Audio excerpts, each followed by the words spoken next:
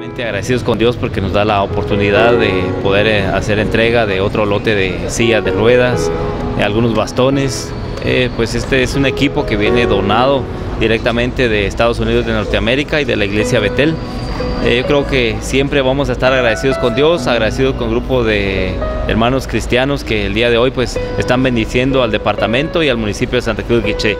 Es más, con la ayuda de Dios y el apoyo de ellos también vamos a empezar con un nuevo proyecto que es la construcción de viviendas, y yo creo que poco a poco vamos a seguir coordinando para que esta bendición siga llegando al municipio de Santa Cruz de Quiché y que muchas familias también reciban esta bendición.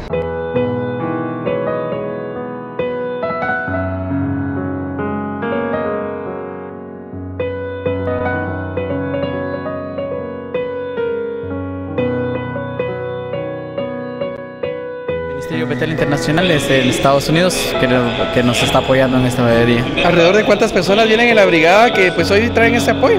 Venimos aproximadamente como 15 personas. El apoyo, según me decías, consta de sillas de ruedas. ¿Cómo hicieron ustedes el sondeo para saber quiénes la necesitaban? Bueno, estamos trabajando aquí con SOCEP, entonces ya que nosotros no conocíamos mucho el área, SOCEP conoce el área, entonces trabajamos juntamente con ellos para que podamos alcanzar a la gente que realmente lo necesita.